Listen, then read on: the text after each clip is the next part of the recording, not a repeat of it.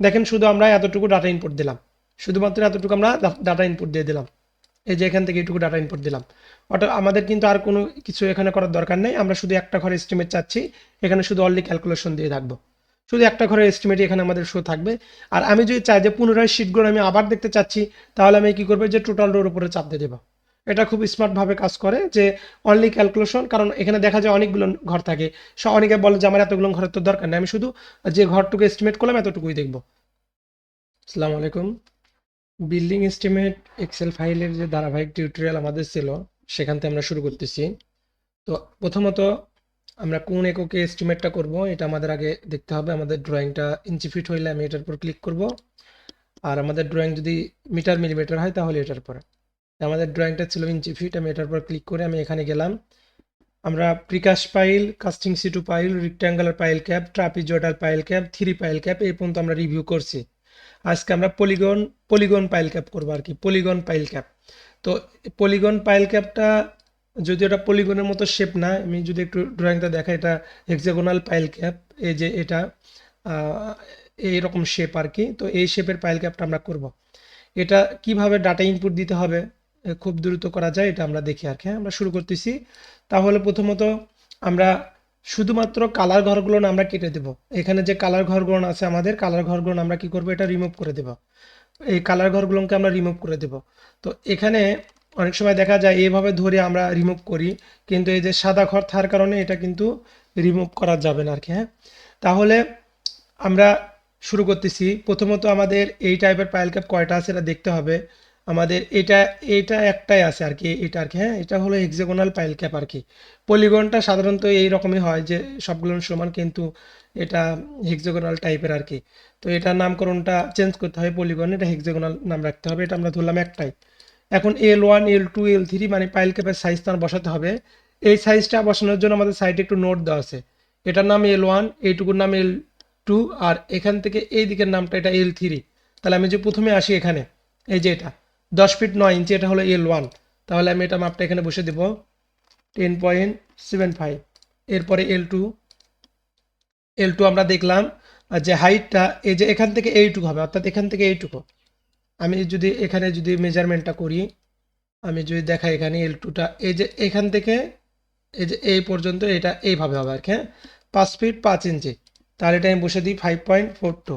এরপরে L3টা কতটুকু হবে, এই যে এখান থেকে এই দিকের মাপ 3 ফিট 1 ইঞ্চি। আমি আবার দেখাচ্ছি, এখান থেকে অ্যারো এটা এই বরাবর যাবে আর কি। হ্যাঁ, এটা কত 3 ফিট 1 ইঞ্চি। এখান থেকে এইটুকু শুধু বসে দেব 3.08 3 ফিট। এরপরে ডেপথ, এটা এর আগে আমরা বলছি যে এটা দ্বারা বোঝায় যে পাইল ক্যাপটা কতটুকু ডেপথ পর্যন্ত হবে আর কি, মানে ইজিএল থেকে কতটুকু ডেপথ। এখানে 55 ইঞ্চি, এখানে 36 ইঞ্চি, এইভাবে আমরা যোগ দিয়ে আমরা বের করে নেবো আর কি। হ্যাঁ, আমি ধরলাম 5.5 ফিট 5.5 ফিট। এরপরে ইনসাইড দ্য পাইল, এখন আমরা যে হেক্সাগোনাল পাইল বলতেছি, এখানে এখানে আমাদের কত ডায়ার পাইল, এইগুলো এই যে পাইলগুলো এইগুলো দেখতেছি, এগুলো সবগুলো আমাদের 20 ইঞ্চি ডায়ার ছিল। আমি এখানে 20 ইঞ্চি বসে দিচ্ছি। এরপরে নোস কতগুলো এখানে পাইল, তাহলে একটু কাউন্ট করি, 3 3 6 10টা পাইল আছে এখানে, তাহলে আমরা এখানে 10 বসে দেব। এরপরে পাইল কাট অফ লেভেল, মানে পাইলটা যে কাট অফ লেভেল আমরা যখন পাইলে এস্টিমেট করে আছে, আমরা দেখছি এটা 2.5 ফিট ছিল, 2.5 আর কি। এরপরে বটম রিইনফোর্সমেন্ট পাইল ক্যাপ, এরপর টপ রিইনফোর্সমেন্ট। তো এই রডগুলো আমাদের নিচে এখানে দিয়ে দেওয়া আছে, যে বটমের রড এখানে কত 20 মিলি রড 5 ইঞ্চি পর পর। এই যে শর্ট এবং লং উভয় ডিরেকশনে কিন্তু সেম, তাহলে আমরা এখানে বসে দেবো 20 মিলি 5 ইঞ্চি পর পর, 20 মিলি 5 ইঞ্চি পর পর। এরপর টপ রিইনফোর্সমেন্ট, টপটা দেখি একটু, টপ মানে উপরেও সেম একই রকম 20 মিলি 5 ইঞ্চি পর পর, 20 মিলি 5 ইঞ্চি পর পর, 20 মিলি 5 ইঞ্চি পর পর। এরপরে আমাদের এই পাইল কাপটা কত ইঞ্চি কাস্টিং দেখাচ্ছে, এখানে 36 ইঞ্চি। তাহলে এখানে আমরা দিব 36। তারপরে স্যান্ডফ্লিং, আমাদের দেখি পাইলের নিচে কোনো স্যান্ডফ্লিং আছে কিনা। আমাদের এখানে স্যান্ডফ্লিং নাই, তাহলে এই ঘরটা আমরা অ্যাভয়েড করব। ব্রিক ফ্লার সোলিং আছে, এখনই দেখলাম আমরা, এই যে নিচে ব্রিক ফ্লার সোলিং আছে। এরপরে সিসি আছে, সিসি তাও এখানে বসে দিব। কিলের কাভার এটা নর্মালি 3 ইঞ্চি থাকে, এখানে দেওয়া আছে। এখানে হুকটা, এই হুকটা কতটুকু হবে, অর্থাৎ এই যে হুকটা আমরা সিলেক্ট করলাম, এই হুকটা কতটুকু হবে। এই হুকটা অনেক সময় আমরা কোড অ্যাপ্লাই করি বা অনেক সময় এই পাইল ক্যাপের ক্ষেত্রে দেখা যায় এটা ফুটিংয়ের কাস্টিংয়ের উপর নির্ভর করে যে কতটুকু কাস্টিং আর কি এটা হবে তার উপরে। তো আমি এটা ধরলাম যে আমি অ্যাজুম করলাম যে এটা 24 ইঞ্চির মতো আমি ধরলাম আর কি, হ্যাঁ 24 ইঞ্চি। এরপরে এক্সট্রা হুক সাইড বাইন্ডার, এই এক্সট্রা হুক সাইড বাইন্ডার কি, এই যে দেখেন আলাদা করে যে সাইডের যে রডটা দেওয়া থাকে বাইন্ডার, এই যে আলাদা করে এখানে যে রডটা দেওয়া আছে, এখানে এই রডের কথাটাই বলা হয়েছে আর কি, হ্যাঁ। তো এখানে আমাদের কয়টা রড আছে, দুটো রড আছে আর কি আমাদের। তাহলে এখানে আমরা এটা কয় মিলি রড হবে এটাও কিন্তু ড্রয়িং স্পেসিফিকভাবে বলে দেওয়া থাকবে যে এই রডটা এই কয় মিলি এত ইঞ্চি পরপর আর কি, মানে সাইডে বাইন্ডার, বা যদি না বলে দেওয়া থাকে তাহলে আমরা 20 মিলি ধরবো আর কি। তো আমরা এর আগে আমরা দেখছি যে এটা 12 মিলি রড দেওয়া ছিল আমাদের, কয়টা দেওয়া ছিল, 3টা দেওয়া ছিল, 3 আমরা ধরে নিলাম আর কি। এক্সট্রা হুক কোনো রড নাই, এক্সট্রা রড কোনো রড না, আলাদাভাবে কোনো যদি রড আপনি ক্যালকুলেশন করতে চান বা আলাদাভাবে দেওয়া থাকে অনেক সময়, তাহলে এটা করতে পারবো এখানে, আর না থাকলে দেওয়ার দরকার নেই। দেখেন শুধু আমরা এতটুকু ডাটা ইনপুট দিলাম, শুধুমাত্র এতটুকু আমরা ডাটা ইনপুট দিয়ে দিলাম, এই যে এখান থেকে এইটুকু ডাটা ইনপুট দিলাম। অর্থাৎ আমাদের কিন্তু আর কোনো কিছু এখানে করার দরকার নেই, আমরা শুধু একটা ঘরে এস্টিমেট চাচ্ছি, এখানে শুধু অনলি ক্যালকুলেশন দিয়ে থাকবো, শুধু একটা ঘরের এস্টিমেট এখানে আমাদের শো থাকবে। আর আমি যদি চাই যে পুনরায় শিটগুলো আমি আবার দেখতে চাচ্ছি, তাহলে আমি কি করবো, যে টোটাল রোর উপরে চাপ দিয়ে দেবো। এটা খুব স্মার্টভাবে কাজ করে যে অনলি ক্যালকুলেশন, কারণ এখানে দেখা যায় অনেকগুলো ঘর থাকে, অনেকে বলে যে আমার এতগুলো ঘরের তো দরকার নেই, আমি শুধু যে ঘরটুকু এস্টিমেট করলাম এতটুকুই দেখবো, তাহলে শুধু অনলি ক্যালকুলেশন আমি এখানে দিয়ে রাখবো আর কি, তাহলে এটা হয়ে যাবে। আচ্ছা, এরপরে দেখেন আমাদের এস্টিমেটগুলো এখানে বের হয়ে গেছে, আমি কিন্তু এখান থেকে বিএকিউ তৈরি করতে পারছি আর কি, হ্যাঁ। প্রথমত এখানে আর্ট কাটিং কতটুকু করতে হবে, স্যান্ড ফিলিং কতটুকু, সিসি কতটুকু করতে হবে, পাইলে হেড কতটুকু ভাঙবো আমি, লং ডিরেকশন কত কেজি রড, শর্ট ডিরেকশন কত, টপ বটম এবং এক্সট্রা হুক যেটা আমরা ধরলাম সাইড বাইন্ডার সেটার জন্য কত।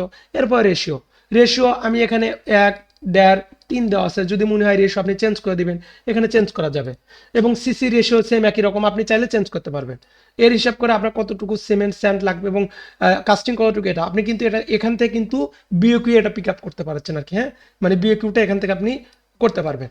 আচ্ছা, এরপরে পলিগন পাইল ক্যাপের যে অ্যাকচুয়াল কস্ট, সেই কস্টটা আমরা যদি এখন চিন্তা করি, এখানে আর্থ কাটিং তো আমাদের এটা মাটি কাটার ধরার দরকার নাই, স্যান্ডফিলিং যেহেতু আমাদের নাই এটা রাখবে না, ব্রিক প্লাস সোলিং আমাদের ছিল, আমি ধরে নিলাম এটা 14 টাকা করে ব্রিক আমাদের।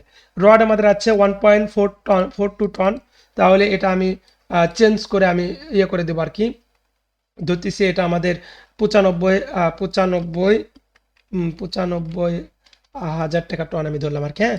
সিমেন্ট আমি ধরলাম 580 টাকা করে, স্যান্ড স্যান্ড আমি ধরলাম এখানে 70 টাকা করে ধরলাম, স্টোন আমি ধরলাম 210 টাকা করে, ব্রিক ধরলাম 14 টাকা করে। এরপরে এই যে এরপরে শাটারিং এটা হলো একটা কন্ট্রাক্টর পার্ট, এটা আর কি, এটা ম্যাটেরিয়াল কস্টের মধ্যে অনেক সময় আসে অনেক সময় আসে না, যদি মনে হয় দরকার নাই তাহলে অ্যাভয়েড করব। কিন্তু আপনি যদি এই 5 ইঞ্চি ব্রিক ওয়ালের পরিবর্তে এই শাটারিংয়ের পরিবর্তে আপনি যদি 5 ইঞ্চি ব্রিক ওয়াল দেন, বা এটা ফরমক, আপনি যদি 5 ইঞ্চি ব্রিক ওয়াল দেন তাহলে ব্রিক ওয়ালগুলো এখানে শো করবে। আর আপনি যদি মনে করেন আপনি ফরমক করবেন, তাহলে দেখেন এই ঘরগুলো ফাঁকা। অনেক সময় দেখা যায় যে আমরা শাটারিংয়ের পরিবর্তে আমরা কিন্তু কি করি, এটা 5 ইঞ্চি ব্রিক ওয়াল দিই। এই ব্রিক ওয়ালের জন্য কতটুকু সিমেন্ট স্যান্ড লাগবে, এটাও কিন্তু ব্রিক লাগবে, এটাও কিন্তু বের হয়ে যাবে, কারণ এটা একটা কষ্টের মধ্যে পড়ে। এই জিনিসটা এখানে দেখতে পারবেন। এরপরে আপনি যদি এখানে দেখেন যে পলিগন পাইল ক্যাপ আমরা যখন এস্টিমেট করতে নিচ্ছি, তখন এখানে আমাদের এই পলিগন পাইল ক্যাপের জন্য কতটুকু রড লাগবে, আমরা দেখেন 20 মিলি রড আমরা লাগবে এতটুকু, 12 মিলি যেটা আমরা আলাদা করে এই যে রড দিয়েছি 12 মিলি লাগবে এতটুকু। এখানে যত কিছুই থাক না কেন আপনি কিন্তু স্পেসিফিকভাবে কতটুকু রড লাগবে এটা কিন্তু আপনি দেখতে পারবেন আর কি, হ্যাঁ। আচ্ছা, এরপরে আমি যদি এখানে একটু দেখি, এখানে যদি দেখি পাইল ক্যাপের হেড ভাঙা, এই জিনিসটা কি, যে পাইল ক্যাপ এস্টিমেট, যে আমি যে সে পাইল ক্যাপটা করতেছি এটা অ্যাকচুয়াল রেট 2022 পিডাব্লিউডি হিসেবে, আমি যদি তাদের হিসেবে যদি ফলো করি কত টাকা, অনেক সময় যে ভ্যালু লেখা আসে এখানে, আমার যেহেতু স্যান্ড ফিলিং ঘরটা ছিল না এটা আমি ডিলিট করে দেবো, ডিলিট করলে কিন্তু এটা ওকে হয়ে গেল আর কি, হ্যাঁ। যেহেতু এই ঘরটা আমাদের না, আমি এখান থেকে এটা এখান থেকে সিরিয়াল নাম্বারটা আমি উঠিয়ে দিলাম, তাহলে এটা শো করবে না।